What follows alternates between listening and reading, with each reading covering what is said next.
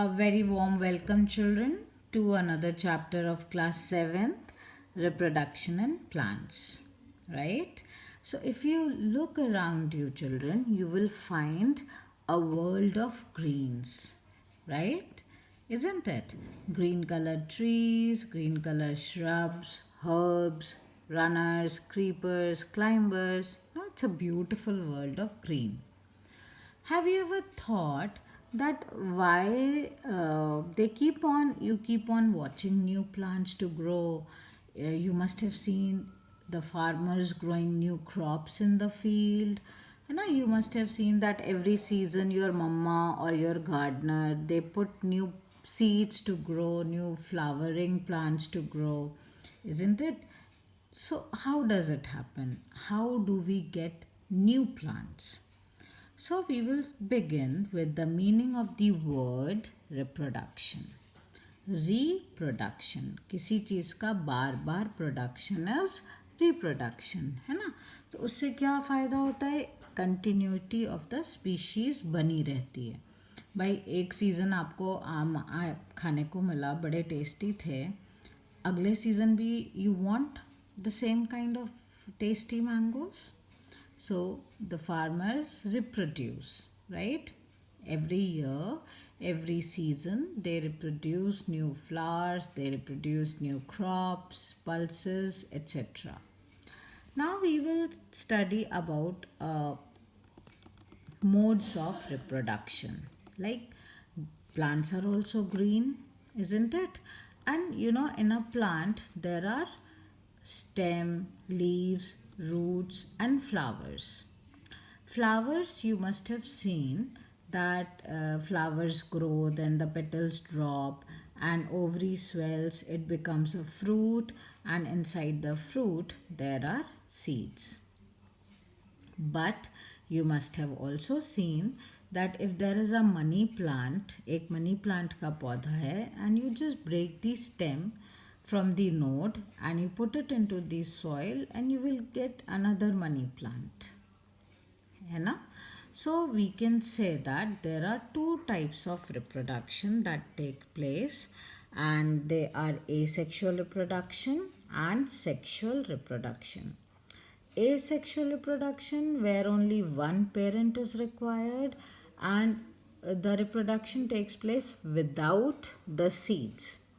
On the other hand, in the sexual reproduction, the seed is required and male and female parents are also required. Yes, the plants also have male and female parts. अभी तक आपको शायद नहीं पता था, but plants are also living things and they also have male and female parts. We will study that later in this chapter. ठीक है? Now, if you see that we can divide the different parts of the plant into two parts. One is vegetative parts, वो parts like stem, leaf, root, these are the vegetative parts of the plant. On the other hand, the flower is the reproductive part of the plant, right? We shall study that later on. Now, there is a very interesting question Paheli is asking that, okay, fine, I have seen things growing, plants growing with the help of seed, but then I've never seen the seeds of sugarcane or potato or rose. So, yes, children, you have not seen them because they grow by vegetative propagation. Now we are going to study about asexual reproduction in plants, and the first mean is vegetative propagation. Vegetative parts का propagation. What is the meaning of propagation? To propagate something, to continue something. तो जब भी हम vegetative parts plants के लेके और उनकी generations को कंटिन्यू करते हैं, we call it vegetative propagation. इसका पहला एग्जाम्पल हम लोग स्टेम कटिंग का लेंगे. आप रोज़ ले लीजिए, चंपा चमेली ले लीजिए, इन सारे प्लांट्स में देखिए स्टेम में दो हिस्से होते हैं. If we see a stem, you will find that these are the swollen parts. They are known as the nodes. ठीक है, आप अपने घर में पौधा उठाइए, देखिए जितने भी स्टेम पे स्वॉलन पार्ट्स हैं वहाँ से ही न्यू ब्रांचेस निकलती हैं. So these parts are known as nodes. और दो नोड के बीच की जो स्पेस होती है वी कॉल इट इंटरनोड. तो स्टेम कटिंग में अगर जो नोड्स होते हैं यहाँ पे देखिए उनके एक्सल मतलब ये एक एंगल बन रहा है, so we call it axil. और यहाँ पर बड जो है we call it axillary bud. तो इस बड से ही नई ब्रांच बनती है. ठीक है. सो हम लोग क्या करते हैं, रोज़ को या चंपा को या इवन मनी प्लांट्स को, बोगनवेलिया में भी ऐसा कर सकते हैं. We cut them through the nodes and we put them into the soil and we get a new plant, right? After this, so this is the stem cutting. Now children, you must have seen the potato, right? और आपके हिसाब से potato should be a root because it grows under the soil. But it is not so. Potato is a stem tuber. कैसे? देखिए potato की ये जो scars हैं दे आर नोड्स, और यहाँ से ये देखिए ब्रांचेस या बड्स निकल रही हैं. क्योंकि पोटैटो के पास नोड्स एंड इंटर नोड्स हैं और नोड से ब्रांचेस निकल रही हैं, we call it stem. Fine, it grows under the soil, no problem, but because it has nodes and internodes, we call it a stem, and actually it is known as stem tuber. Alright, I have potato. आप भी अपने घर में जाइए, potato को देखिए, and you just see to it. See, these are the nodes, and there are, you see, these are the nodes. इनके बीच की स्पेस जो है वो इंटरनोड है, यहाँ से बड निकली हुई है. Now what do farmers do, वो इस पोटैटो के पीसेस करेंगे. ठीक है. And they will ensure that every piece should have this node into it, the bud into it. ठीक है. So every piece should have a bud into it, and they sow the piece of potato having bud into it, and this grows into a new potato plant. So this is again potato is a stem tuber, and farmers they make pieces. Every piece should have a bud into it, and each bud gives rise to a new potato plant, right? Same thing also happens with ginger, and we call it rhizome also, है ना.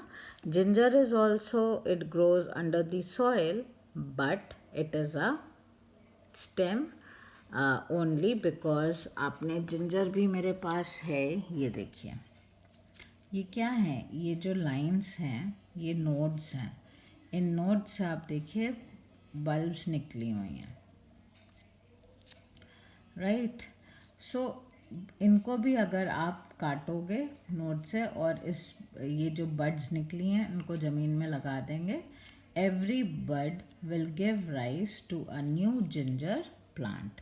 सो ginger also grows under the soil, but actually it is a stem only. We call it rhizome, RHIZOME. Ginger को जो होता है इसको हम rhizome कहते हैं, क्योंकि ये जो स्केल्स हैं ये आपके जो लाइंस हैं ये नोड्स हैं, और इन्हीं नोड्स से आपकी बड्स निकली हुई हैं, axillary buds.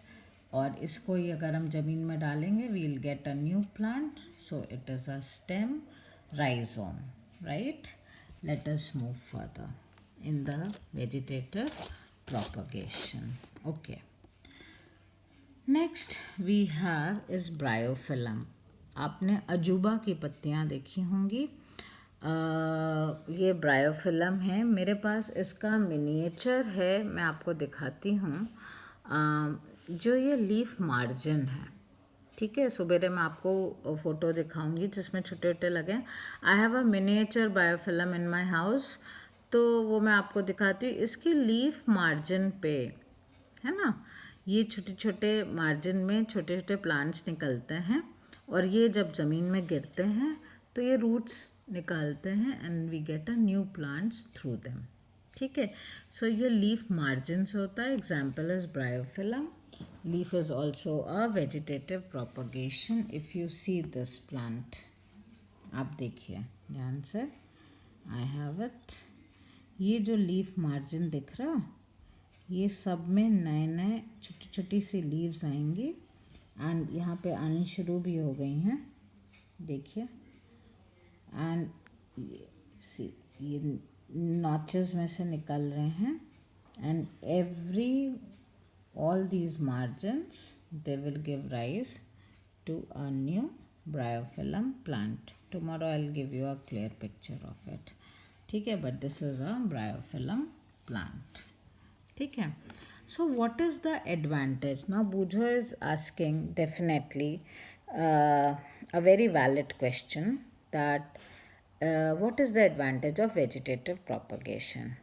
See, vegetative propagation में प्लांट तो हमारा सेम ही है, पेरेंट. तो अगर हमारे पास कोई एक पेरेंट ऐसा है जो कि बहुत अच्छी पोटैटो, सपोज ये जिंजर है. ठीक है. It's a very good quality ginger. It's fleshy, thick, healthy. तो अगर हम इसको ही प्रोपगेट करेंगे तो जो इसकी क्वालिटी है वही सारे इसके जितने भी हम जिंजर के नए पौधे निकालेंगे सब में होगी, क्योंकि वो पेरेंट्स की एग्जैक्ट कॉपी हैं. उसमें कोई वेरिएशन नहीं है. ठीक है. तो we will, if I have a good quality ginger, हम उसको ही चाहेंगे कि मेरे सारे जिंजर के पौधे सेम निकलें, है ना.